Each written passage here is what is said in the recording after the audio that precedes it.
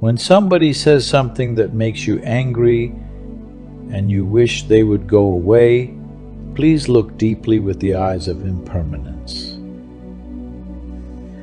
If he or she were gone, what would you really feel? Would you be happy? Or would you weep? Practicing this insight can be very helpful. There is a gatha or poem that we can use to help us. Angry in the ultimate dimension. I close my eyes and look deeply. 300 years from now. Where will you be and where shall I be? When we are angry, what do we usually do? We shout, scream, and try to blame someone else for our problems. But looking at anger with the eyes of impermanence, we can stop and breathe. Angry at each other in the ultimate dimension, we close our eyes and look deeply. We try to see 300 years into the future. What will you be like? What will I be like? Where will you be? Where will I be? We need only to breathe in and out. Look at our future and at the other person's future. We do not need to look as far as 300 years. It could be 50 or 60 years from now when we have both passed away. Looking at the future, we see that the other person is very precious to us. When we know we can lose them at any moment, we are no longer angry. We want to embrace her or him and say, "How wonderful you are still alive. I am so happy. How could I be angry with you?" Both of us have to die someday, and while we are still alive and together, it is foolish to be angry at each other. The reason we are foolish enough to make ourselves suffer and make the other person suffer is that we forget that we and the other person are impermanent. Someday, when we die, we will lose all our possessions, our power, our family, everything. Our freedom, peace, and joy in the present moment is the most important thing we have. But without an awakened understanding of impermanence, it is not possible to be happy. Some people do not even want to look at a person when the person is alive. But when the person dies, they write eloquent obituaries and make offerings of flowers. At that point, the person has died and cannot really enjoy the fragrance of the flowers anymore. If we really understood and remembered that life was impermanent, we would do everything we could to make the other person happy right here and right now. If we spend 24 hours being angry at our beloved, it is because we are ignorant of impermanence. Angry in the ultimate dimension, I close my eyes. I close my eyes in order to practice visualization of my beloved 100 or 300 years from now. When you visualize yourself and your beloved in 300 years' time, you just feel so happy that you are alive today and that your dearest is alive today. You open your eyes and all your anger has gone. You open your arms to embrace the other person and you practice. Breathing in, you are alive. Breathing out, I am so happy. When you close your eyes to visualize yourself and the other person in 300 years' time, you are practicing the meditation on impermanence. In the ultimate dimension, anger does not exist. Hatred is also impermanent. Although we may be consumed with hatred at this moment, if we know that hatred is impermanent, we can do something to change it. A practitioner can take resentment and hatred and help it to disappear. Just like with anger, we close our eyes and think, where will we be in 300 years? With the understanding of hatred in the ultimate dimension, it can evaporate in an instant. Because we are ignorant and forget about impermanence. We don't nurture our love properly. When we first married, our love was great. We thought that if we did not have each other, we would not be able to live one more day, because we did not know how to practice impermanence. After 1 or 2 years, our love changed to frustration and anger. Now we wonder how we can survive one more day if we have to remain with the person we once loved so much. We decide there is no alternative. We want a divorce. If we live with the understanding of impermanence, we will cultivate and nurture our love. Only then will it last. You have to nourish and look after your love for it to grow. Impermanence is looking at reality from the point of view of time. No self is looking at reality from the point of view of space. They are two sides of reality. No self is a manifestation of impermanence, and impermanence is a manifestation of no self. If things are without a separate self, they are impermanent.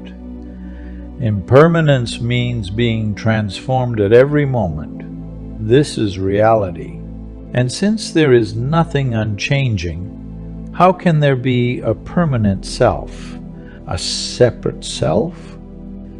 When we say self, we mean something that is always itself, unchanging day after day. But nothing is like that. Our body is impermanent. Our emotions are impermanent, and our perceptions are impermanent. Our anger, our sadness, our love, our hatred, and our consciousness are also impermanent. So what permanent thing is there that we can call a self? The piece of paper on which these words are written does not have a separate self. It can only be present when the clouds, the forest, the sun, the earth, the people who make the paper, and the machines are present. If those things are not present, the paper cannot be present. And if we burn the paper, where is the self of the paper? Nothing can exist by itself alone. That is called interbeing. To be means to interbe. The paper inter is with the sunshine and with the forest.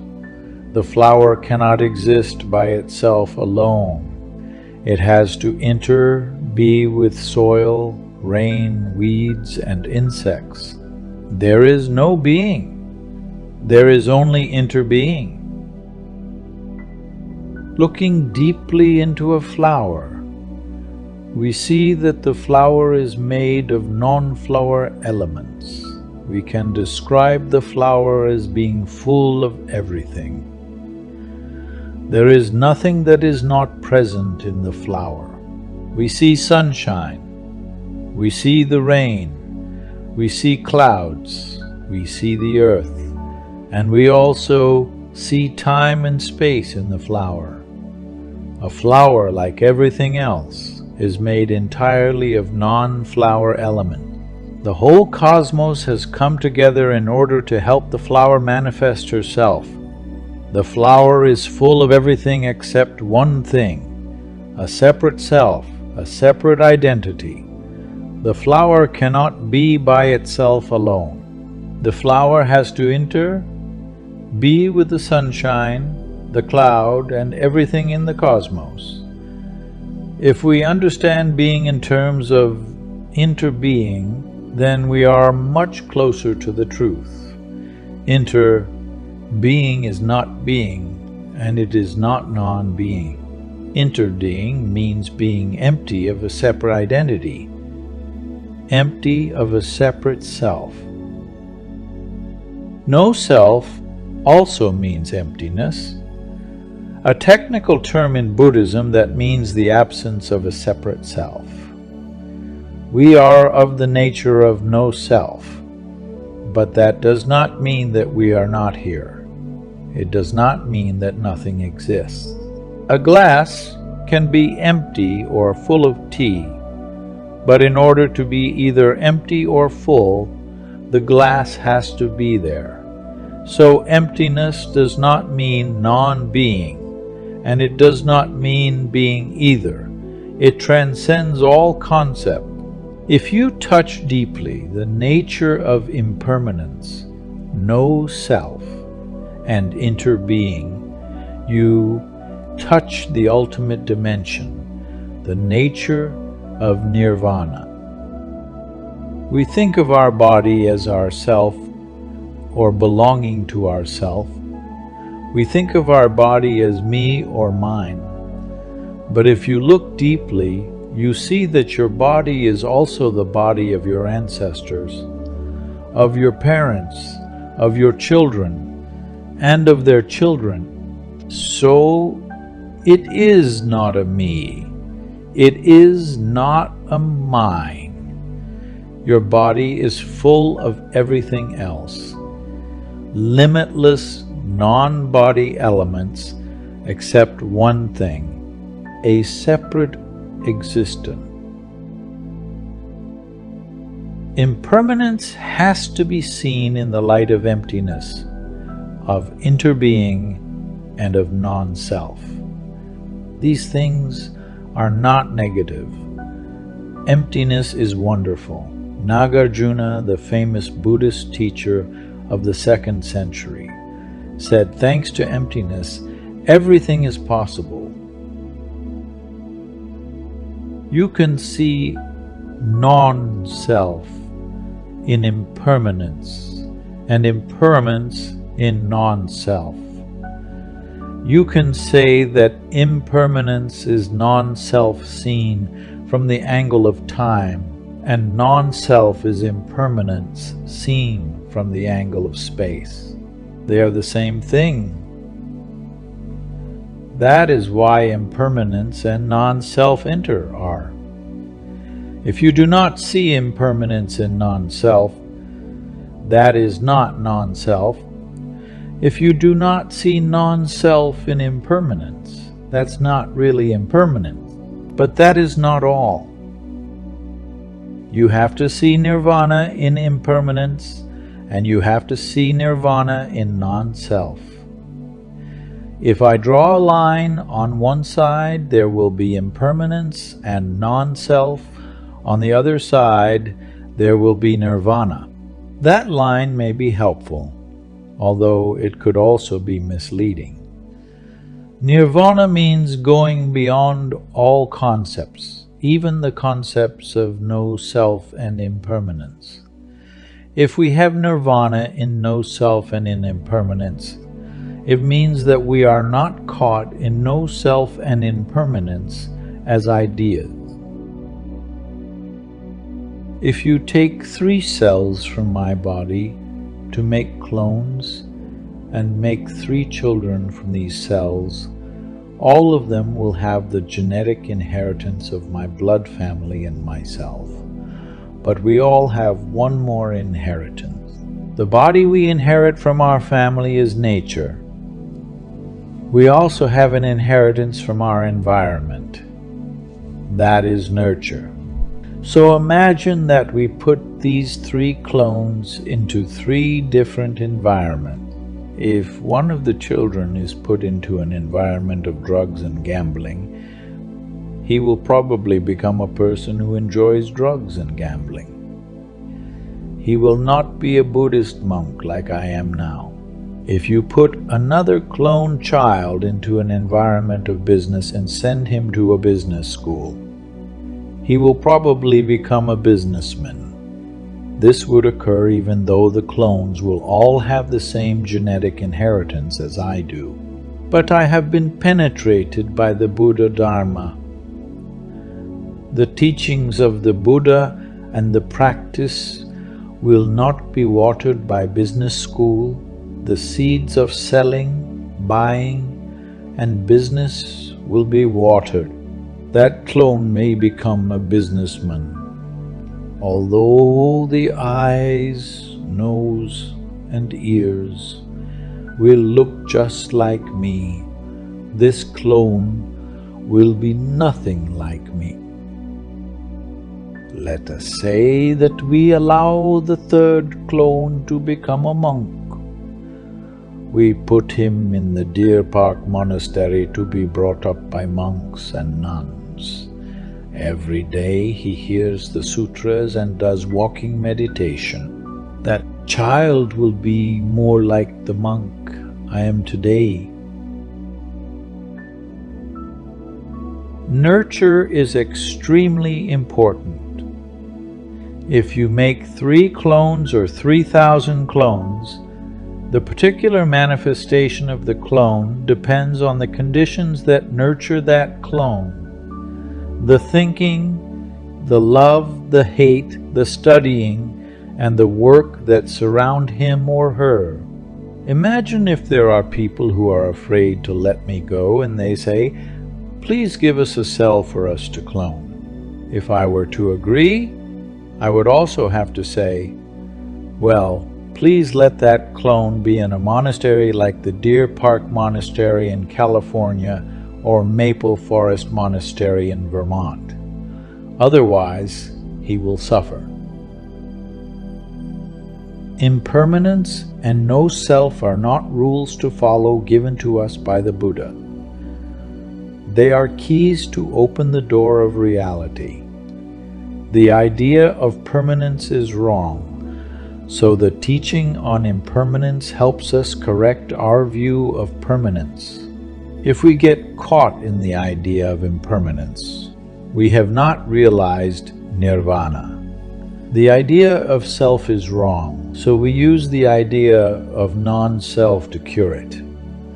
If we are caught in the idea of non-self, then that is not good for us either.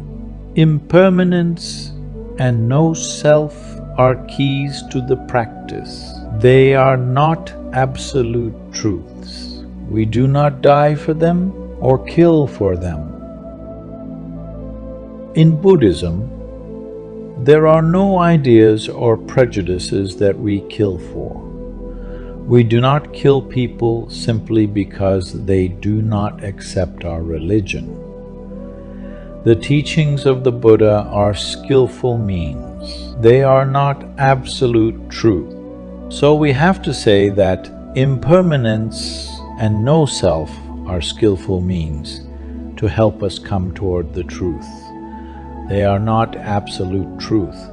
The Buddha said, "My teachings are a finger pointing to the moon." Do not get caught in thinking that the finger is the moon. It is because of the finger that you can see the moon. No self and impermanence are means to understand the truth.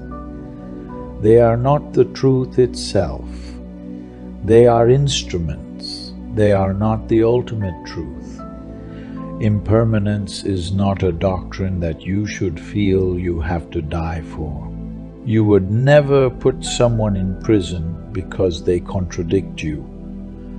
You are not using one concept against another concept.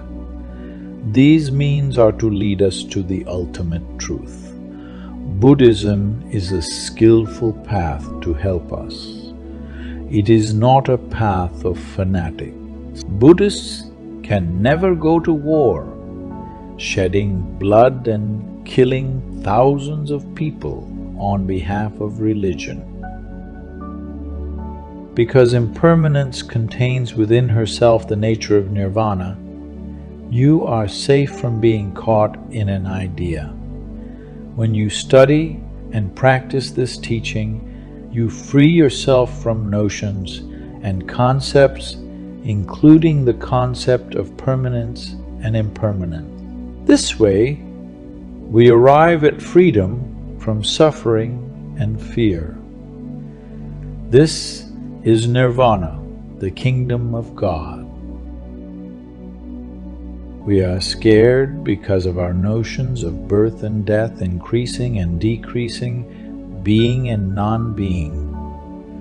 Nirvana means extinction of all notions and ideas. If we can become free from these notions, we can touch the peace of our true nature. There are 8 basic concepts that serve to fuel our fear. They are the notions of birth and death, coming and going, the same and different, being and non-being. These notions keep us from being happy. The teaching given to counteract these notions is called the 8 no's, which are no birth, no death, no coming, no going, not the same, not different, no being, no non-being. Each of us has a notion of how we can be happy. It would be very helpful if we took the time to reconsider our notions of happiness. We could make a list of what we think we need to be happy. I can only be happy if… write down the things you want and the things you do not want. Where did these ideas come from? Are they reality, or are they only your notions? If you are committed to a particular notion of happiness, you do not have much chance to be happy. Happiness arrives from many directions. If you have a notion that it comes only from one direction, you will miss all of these other opportunities because you want happiness to come only from the direction you want. You say, "I would rather die than marry anyone but her. I would rather die than lose my job, my reputation. I cannot be happy if I don't get that degree or that promotion or that house." You have put many conditions on your happiness. And then, even if you do have all your conditions met, you still won't be happy. You will just keep creating new conditions for your happiness. You will still want the higher degree, the better job, and the more beautiful house. A government can also believe that they know the only way to make a nation prosper and be happy. That government and nation may commit itself to that ideology for 100 years or more. During that time, its citizens can suffer so much. Anyone who disagrees or dares to speak against the government's ideas will be locked up. They might even be considered insane. You can transform your nation into a prison because you are committed to an ideology. Please remember that your notions of happiness may be very dangerous. The Buddha said happiness can only be possible in the here and now. So go back and examine deeply your notions and ideas of happiness. You may recognize that the conditions of happiness that are already there in your life are enough. Then happiness can be instantly yours